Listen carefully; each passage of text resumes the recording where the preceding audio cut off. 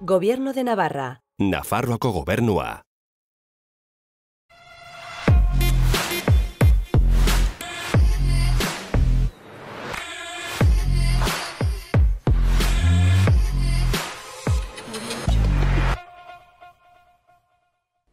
Gaur Xabi Olkoz dugu gurekin platoan. Formakuntza aldetik formakuntza handiko musikaria eta orain proiektu berri bat plazaratu duena.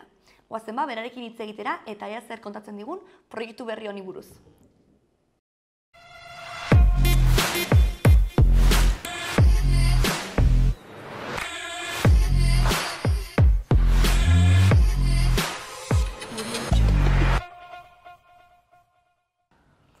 Ongi etorri, Xabi? Eskerrik asko. Zer modu zaude? Osongi. Piskat, bero gaude ez? Kriston beroak beroa egiten du, baina, hementxe gaude, ez? Eta, nola definitzen zara zu pixka bat arte eszenikoen mundu honetan? Konta iguzu. Musikari bezala, perkusionista bezala, bai. Eta lehenbizi hori baino lehen, musikaria baino lehen, entzule bezala, bai? Bale. Ni txikitatik asko gustatu zait, danborra, gaitak, erraldoiak, txarangak, zer, beti bili naiz hor, aitari asko gustatzen zaio ere musika, etxean beti oso gertu izan dut, musika, viniloak eta halakoak, eta beti genuen tartetxoren bat hor etxean entzuteko jartzeko viniloak igandetan, bafleak ere baitu etxe osotik, eta entzuten da dena etxe osotik. Eta egizun sistema bat etxean eta entzuten zen, nahi baduzu edozein logelatan entzun, entzuten zen nahi zenun logelan. Beraz, txikitatik egon zara musikaren mundua murgilduta. Oso txikitatik. Ia pikatu zidan txiki-txikitatik, eta argazki den bat hor, zizango ditut, bi urte edo, eta ja danborrak inotak. Eta, familian, ez dira musikariak, ez dut gertu inor musikaria denik. Formakuntza aldetik, eta? Formakuntza aldetik, baina ez da instrumentuak ere. Ama jotzen zuen bere garaian bandurria, hor jotetan eta hola, Tafaian, ni Tafaiakoa nahi zenez, bazegoen giro bat hor gazten artean, egon zen Txikilandia ditzen zena, eta hor erakusten zieten bandurria jotak jotzen, txistua jotzen, dantzatzen, eta bizkat giro hori. Eta hortik ja, helarazi diaten eri guzti hori, bizka bat. Eta noiz hasi zinen formakuntza formal horretan edo? Azkenean zu, bateria jotzen edo perkusioa jotzen hasi zinen txiki-txikitan, ez? Txiki-txikitan, baina hasi nintzen musika eskolan. Bale. Tafaiako musika eskolan. Urtekin hasi nintzenan, baina perkusioa ez zen ematen. Ez zegoen Tafaian. Perkusioa nahiko, azken finean, perkusioa berez familia osatu zen 1900 inguruan. 1920an hasi zen lehenengo bateriak asmatzen, lehenengo danborrak betidanik izan dira, ez? Baina familia bezala, instrumentuak zeintzuk osatzen zuten perkusio eta guzti hori 1920etik. 20garren barkatu, zetateako? 20garren mendean? 20garren mendeko instrumentu bat da, nahiko berria da, ez da inzaharra. Orduan, ez deuden ikasketarik ia, ez irakaslerik, orduan gure musikaskolan Tafaiakoan eta askotan ez zegoen asignatuera hori, ez zegoen. Orduan nire kabuz, ikasi nuen danborra jotzen, baina musikaskolan aukeratu behar izan nuen instrumentu bat, eta aukeratu nuen danborra zeukana, txistua. Txistua egon nintzen jotzen, eta gero ja 10 urte nituenean, ekarri zuten perkusioa, irakasle bat ekarri zuten, eta nola ez, apuntatu nintzen. Eta hortik aurrera, bateriakin saltxeatzen, timbalekin, xilofonekin, marinbekin, eta hortik aurrera, ikasketak konservatorioan, eta... Iruñeko konservatorioa joan zinen orduan? Gero ondoren sartu nintzen Iruñeko konservatorioan perkusioa egiten, eta haintxe amaitu ditut bateria giazeko ikasketak. Eta nola izan zen puntu hori, ez? Imaginatzen dut, Tafaian bizi eta Iruñera joan datorri hori, ez? Nahiko heldu ja tokatu zitzaidan. Ni hasi nintzenean izango nituen 18 urte, eta nire kabuz hemen Iturraman ikasten nuen, institutuan batxilergoa ikasten nuen, orduan ohiturari baneukan, eta maneiatzen nintzen pixka bat Iruñatik, eta etzen beste batzuei gertatzen zaien bezala, 12 urtekin igotzen direla ona, eta gurasoak ekarri beharra, eta hori, ez nilen bizi, beti esaten du gainera, nizan nintzen lehenago musikaria, txarangen munduan, ikasi baino, profesionalizatu baino, profesionalizatu nintzen kalean, dirua irabazten nuen ja, oso gaztetatik, txarangetan batez ere. Berez, sartu zara edo sartu izan zara txarangetan nahikotxo. Bai.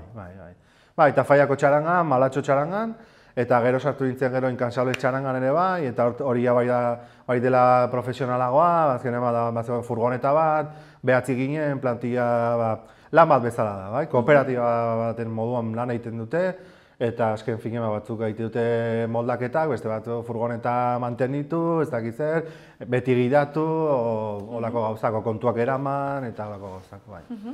Eta hortik gero pasan nintzen ja erromeria, euskeraz, derromeria taldetara, orkestaz deitzen zaion gazteleraz. Sartu nintzen lagun batzuekin orkesta batetan, gero utzi nun, eta berriz duela gutxi arte egon nintzen esentzia orkestaren, esentzia. Egiten genituela kontzertuak Serafin Zubirirekin ere bai, eta formatua batzen handiagoa, baten ginen 12 pertsona hor, 12 musikari, eszenatoki gainean, eta aurrera pausu handia izan zen. Eta zein da gehien gustoko duzuna? Txaranga? Orkestak edo? Bueno, galdera ona. Bai, beti egiten duten galdera da, eta nire iritzia da, azken finen, biak desberdinak dira, ez? Baina txarangak duena da, zaudela lurran. Claro. Jendea baduzu oso gertu. Eta dator mozkorra, dator laguna, dator ez dakit nor, eta kontaktua oso gertukoa da, eta niri hori asko gustatzen zait. Gainera, beti esaten dudana, bazoazen lekura, jaiak dira, jendea pozik dago, dantzateko prest, giroa kristona da, paregabea da, eta jendea jaten zaren lekura prest dago, zurekin gozatzeko, bai? Gozatzeko. Eta eszenatokia, altura horrek badu, distantzia hori nabaritzen da pixka bat, bai? Zaudenan jotzen, oso ongi, gustora, baina, ni gainera bateri jolea izanik, atzeko aldean. Hortik dela ikusten da, baina gero jaitsi eta tokatu izen zait, inork ez jakitea, ez dela hori kontua jakitea, ez baizik eta egon jotzen eta gero jaitsi eta gertutasun hori galtzen da pixka bat. Eta horregatik asko gustatu zaitere txaranga, eta giroa zenean 10 lagun, eta konbibentzia, eta dena, eta intensoagoa dena. Eta hortaz bizi zarazu, hori da zure ogibidea? Ogibidea da klaseak ematea. Bale. Gustatuko litzaidake jotzeaz bizitzea, baina oso gorra da eta oso gaizki daude gauzak gaur egun, hortaz, bakarrik jotzeaz bizitzeko. Orduan beti ingurukoek ere bai, beti egiten duguna da tartekatu, ez? Klaseak eta... Urtean zehar, klaseak txaldez musika eskoletan, eta gero udaran, edo asteburutan, edo zein taldekin, edo, jo. Eta gustoko dituzu klaseak ere ematea? Bai, asko gustatzen. Non ematen dituzu klaseak? Bueno, Nafarroa osotik. Bai, hemendik aral joaten zara. Bai. Oaintzen nago Etxarriaranazko musika eskolan, Irurtzungo musika eskolan, Irunberriko musika eskolan, eta Garinoaingo musika eskolan. Ostras, bai zaudela, Garinoain eta Faiatik gertuago, ez? Gertuago, baina horregatik bizi gara, astean zehar Iruñan, Rotxapean bizi gara. Bai, hori bai, Nafarro osoa, ez? Bai. Joe. Eta hori ere badu bere xarma, bai, esagutzen zu jendea, denetarik. Nolakoa den Nafarro iparraldea, nolakoa den jendea, nolakoa den hegoaldekoa, ekialdekoa, bai. Tokatu izan zaitere bai etxarrin aparte Leitzara jutea, Gipuzkoaren lan egin izan dut, Andoainen, eta hola, eta, bai. Behintzat, musikaz bai bizi zarela esan daiteke. Bai. Edo musika igual zure bizitza dela. Bai, nire bizitza da, ez dakit besterik egiten. Betidanik hontaz lan egin dut, eta ez dut behar izan beste dozer gauzetan lan egin. Nire hortaz ere, beti izaten dut, oso ona izan dela niretzako, bai, ez ez dut lanen behar izan kamareroz edo lagunak nirekin ikasi dutenak beste lan batzuk bilatu behar izan dituzte, eta nik beti danik ontaz bizi izan naiz, eta arro, hortaz. Eta batzutan, zaila alda horreka bilatzea, azkenean musika hainbeste plazer ematen baldin badizu, ez? Baina zure ogi bedea baldin bada ere, hor mugak jartzea edo noiz bukatzen da isialdia, noiz hasten da lanaldia, ez? Bueno, batzutan gertatzen da, lana dela ikusten duzula, baina, bueno, beti joku bat da, guretzako musika joku bat da, eta da lenguai bat bezala, bai, euskara bezala, o gaztelera bezala, edo hizkuntza bat ikasten duzu eta komunikatzen zara beste musikariekin, eta joku puntu hori badu, eta hori da erakartzen gaituena beti. Ez dut banatzen gauza bat eta bestea, noiz den lana eta noiz ez, baina, bueno, gertatzen da. Zabenean herri batetan jotzen gaueko lauetan eta geratzen zaizu ordu bat amaitzeko, baritzen da hor lana dela, nahiko zenuke jagoean egon. Claro. Baina, eramaten dira gauzak, bai, eramaten dira horrela. Eta formakuntzatik hainbeste urte eman dituzula zu formakuntzan, azkenean, esan diazu leheno, erdi mailako ziklo bat egin zenuen lehenengo perkusioan, eta gero goi mailako ziklo bat, bateria jazean. Bateria jazean, bai. Orduan, hainbeste urte hor kontserbatorioan egon, eta intzaila dela, ez? Nahiko exigentzia puntu altua dago, ez?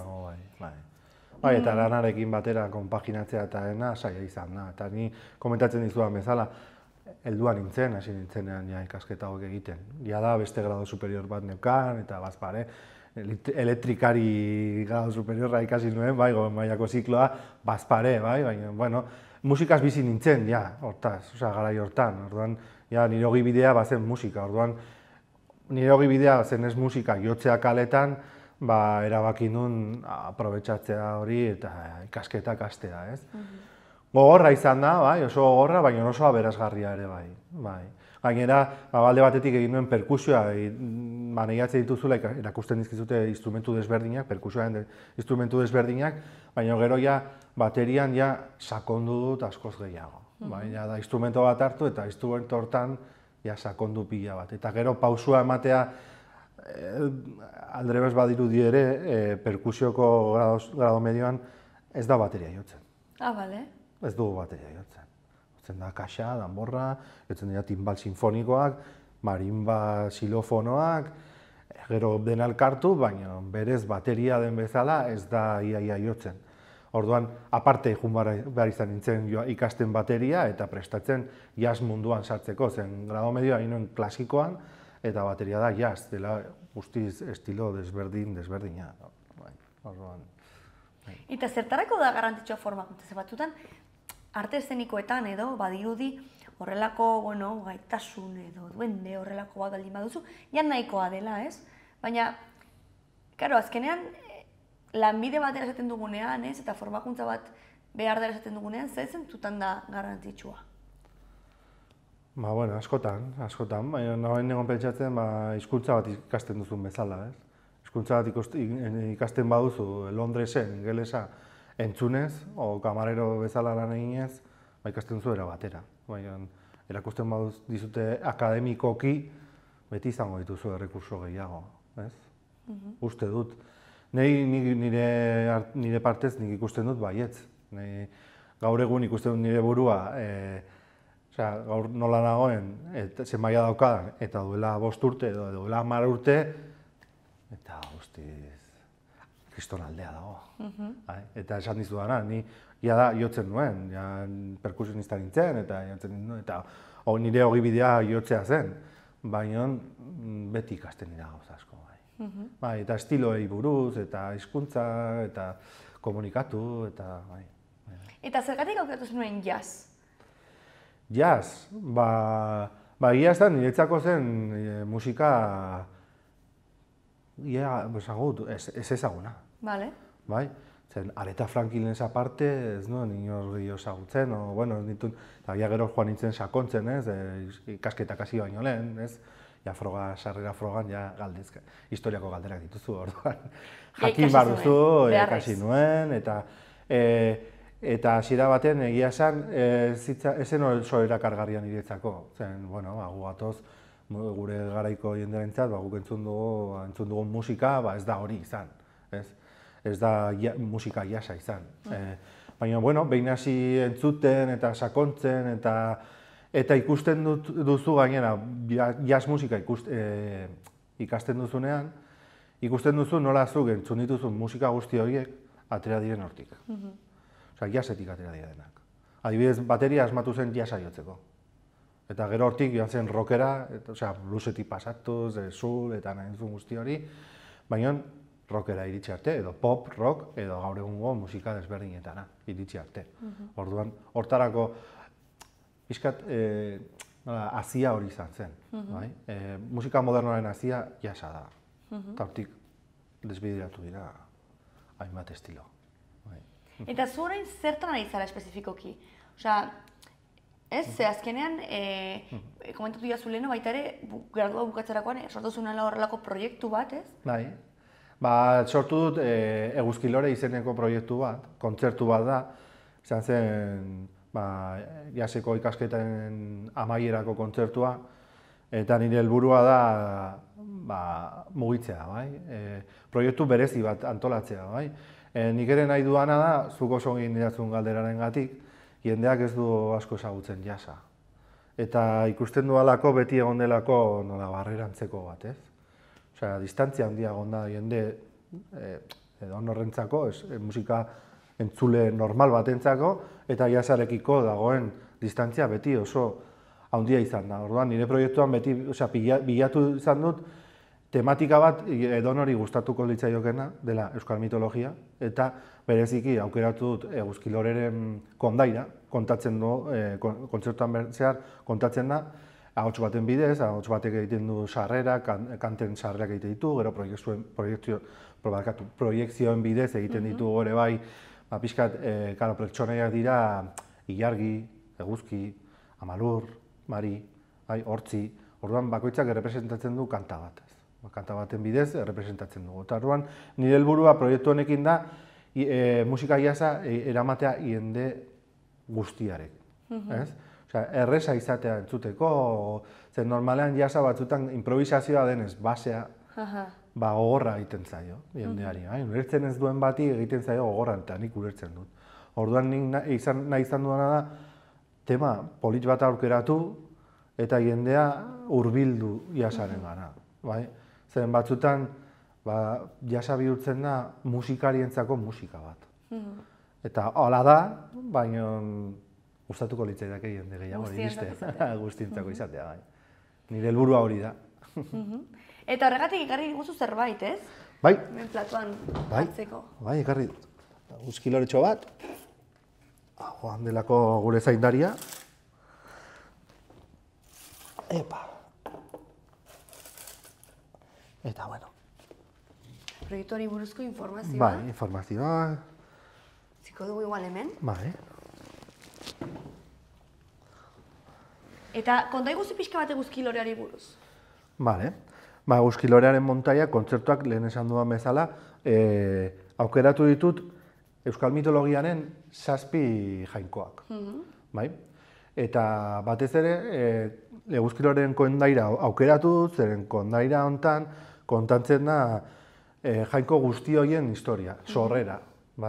Nola Malurrek sortu zuen Ilargia, zeren hasiera batean kondaira kontatzen du dena ilunpetan zegoela, eta gizakiak bizi zirela mehatxupean, ez zirela etxetik ateatzen, eta eskatzen ziotela Malurri pixkat argitasun pixka bat, gauan behar zutela argi pixka bat, ateatzeko lasaiago etxetik, espiritu txarrak ez egoteko usatzeko eta holako gauzak, eta Malurrek sortzen du Ilargi, gero sortzen du ere Eguzki, baina gero, Ilargi desagertzen zen, Eguzki ere desagertzen zen, batzen momentu bat gaua bihurtzen zela, iristen zela berriro eta berriro ateatzen ziren numen horiek eta mehatxatzen zuten gizakia, orduan, azkenengo eskaera izan zen beste zehozer sortzea, eta Malurrek sortu zuen Eguzkilore. Gure etxeko atetan jartzeko eta usatzeko sorginkeriak eta holako hainbat, Eta nola lotzen duzu gero musika guzti horrekin, ez? Osea, zer inspiratzen du zer, ez? Nik egin duana da lehenbizi euskal mitologiari buruz hausnarketa bat egin, ez? Batez ere Jose Miguel de Baranderanen liburutik ateratako kondairak eta berak lortutako informazio guzti hori jende zaharrakin, elkartuz eta kondaira horiek, aho-saho transmititu diren kondaira zahar horiek, pixkat horren inguruan hausnarketa bat egin nuen eta komentatu dizudan bezala, aukeratu dituen jainkoak eta gero jainko bakoitzaren deskribapenarekin nik egin nuena da sakondu eta sartu ordenagailuan eta jazz musikan ikasi nuenean egin genuen konposaketa eta arreglozen asignatura batzuk, Iñaki Eskuntzelekin, asko ikasi genuen, eta nik sartu nintzen hortan. Eta esan nuen, zer transmititzen didan jainko hau. Nola egin dezaketan nik kanta bat errepresentatzeko... Bere esentzia edo. Hori da, bere esentzia, izaera. Gaueko adibidez da espiritu gaiztoen jainkoa, eta numen gaiztoen jainkoa, eta hola. Eta hortan, hor suspensea behar genuen, hor nota batzuk, akorde gogorrak, guretzako gogorrak egiten zaizkigun ere transmititu nahi nuen gaua, kantaren bidez, oso iluna da, kantare bai, eta gero prozesu horren inguruan jo nintzen sakontzen eta ilargi pixkat argitasun gehiago, baina nala ere ez da hain argia, eguzki argiago, pixkat musikara errepresentatzea pixka bat bakoitzaren izaera, jainko bakoitzaren izaera. Eta gero lagunduta esan dizudan bezala, zen, musikarekin bakarrik errepresentatzea egiten zitzaidan pixkat saia jendearekiko. Orduan horregatik ere aukeratu nuen proiekzioak eta gero hautsen bidez kondaira esalditzo bat kontatzen da, parafo bateko asalpen txikitxo bat, non asaltzen dizu jainkoa nolakoa den, eta eguzkilorearen kondairaren barnean zegatik agertzen den hor, nola agertzen da, eta montaia osoa badoa gauetik egunera. Eta guztia mugitzea da intentzioa, ez? Bai. Herrietatik...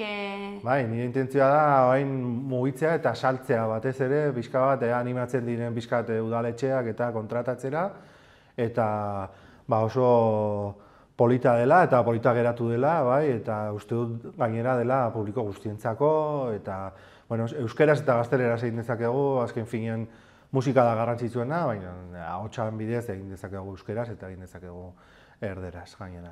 Eta mitologia ere uste dut dela gai bat nahiko interesgarria eta jendeari oso erakargarria egiten zaiona. Eta orain arte ikusi dutenak gustatu zaie. Orduan animatzen ditut Nafar eta Euskal Herri osoko udaletxeak kontratatzera. Saltzearen kontua zaila dago, ez? Bai, nahiko. Arte eszenikoak zerbaitengatik da, ez? Bai, hori da. Azkenean, zen pixka bat, COVID-aren prekaritatasun hori larriagotu zelako, ez? COVID-aren momentuan. Baina egia da, nahiko zaila dagoela, ez? Proiektu berri bat egin eta mugitzearena, ez? Bai, nahiko buru gogorrak izan gara. Baina, nik uste arte munduan gaudenak nahiko buru gogorrak garela.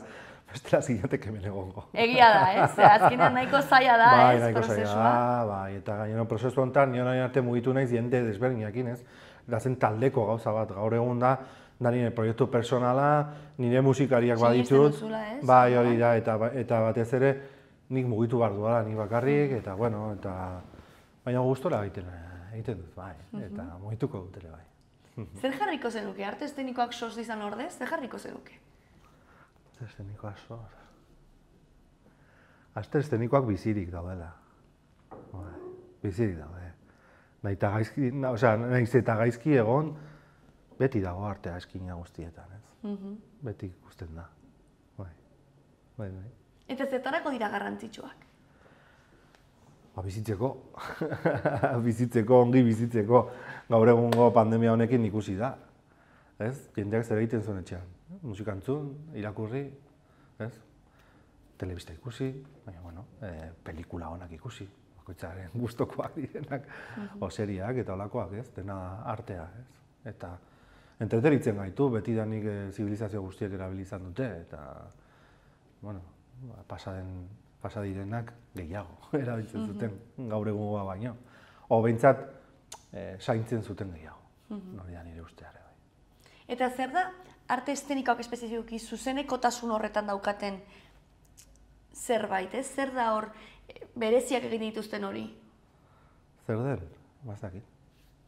Zu zer sentitzen duzu? Entzule bezala, ez? Lehen aipatu duzu edo hor holtza gainean zaudenean, zer sentitzen duzu hor? Momentu horretan, zuzeneko momentu horretan? Konexio bat sentitzen da beti jendearekin, ez? Jendearen lehen esan dudan bezala, zure jotzen duzunekin, nabaitzen da hitz egin gabe, nabaitzen dira gauzak, eta publikoarekin ere bai. Sentitzen da hori beti eszenatoki gainetik. Ongi doazen den gauzak eta gaizki doazen ere. Bai, ez? Feedbacka, ez? Hor badago. Badago, bai. Hitz egin gabe gainera. Nabaitzen duzu aurpegitan eta ikusten da. Norbaitek ere utzi du hor galdera bat zuretzat, arbela horretan, hartu eta irakurri, erantzun beharko duzu. Horrela, improvisazio horretan. Jasean bezala, improvisatu. Baukatia buruan, nebakit. Esaten dut galdera? Bai. Goitik bera entzun duzun azkenengo diska zein izan da. De Pedroren zuzenekoa. De Pedro kantaria, musikari ez dakit kantautorea, eta baindu zuzeneko bat. Eta asko gustatzen galdera hau, zeren gaur egun errezago dugu, orain arte gaizki genukan. Entzuteko diska bat osorik. Nik Spotifyen entzuten dut musika gaur egun, eta orain arte zen dena aleatorioa. Ezin zen disko bat osorik entzun, eta beti danik nik gogoratzen dut orain, duela gutxi entzunen Zutagarren disko bat, Homo Sapiens, eta gogoratzen duen ordena. Batetik besterako ordena, eta nik gogoratzen dut ni 14 urtekin erosin nora nire kasete, eta erantzuten nora nire Walkmanean, eta badakizu zein datorren urrengoa, badakizu memoriz. Entzuten dut urrengoa, datorren urrengoa baki zein den, bai. Eta gaur egun esaten dut hori oso galdera ona iruditu zaidala, zeren Spotify aldatu du bere formatua. Adele kantariak esan zien bere plataforman argitaratu nahi bazuten bere diskoa, aleatorioaren kontu hori zuzendu bazutela, kendu bazutela. Horren niretzako izan da, kriston notizia. Esan bizuan bezala, duela gutxi Zutagarren disko bat entzun nahi nuen, eta zen lehenengotik hasiko naiz, eta iristen naiz duk. Bai, ze batzutan badute hor, ez, osotasun bat, ez? Bai, nome, karo, lehenago, eta bueno, disko bat editatzen duzunean, zu bakizu ze kanta joango den, lehenengoaz da izango singela inoiz, beti izango da bigarrena edo hirugarrena lege horiek existitzen ziren. Gaur egun ja kanta bat egite dute eta publikatzen dute, eta hori da singela eta horrengo kantak bazakite zeintzu diren. Eta gero bukaerakoak dira pixkat estiloz, kanpo geratzen diren horietako kantak. Neri ere asko gustatzen zizkidala, bukaerako horiek. Ez daude hain pentsatuak, ez daude publikoarentzako oso pentsatuak, ez dira hain komertzialak, orduan erakargaia egiten zain. Diskoa, De Pedrorena, oso disko fina eta polita. Botako diot hor, begirada bat edo, entzungo dut. Bai, entzun. Borain da zure txanda? Da nire txanda, Idazteko urrengo onbiatuarentzat galdera. Hartu zu klariona, trapua. Bale. Eta nahi duzuna idatzi dezakezu. Baita ere galdera pertsonalak, baina, jakin dezazun urrengo onbiatua ere arte eszenikoekin lotura izango duela. Ez dut pixka gehiagorik emango. Musikaria zen mundotako artista den, baina artista.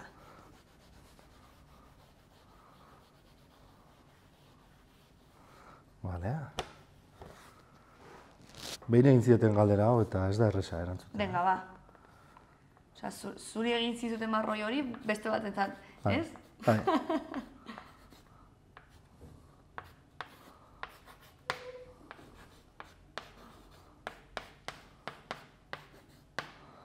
Nahiko irekia da, Bale.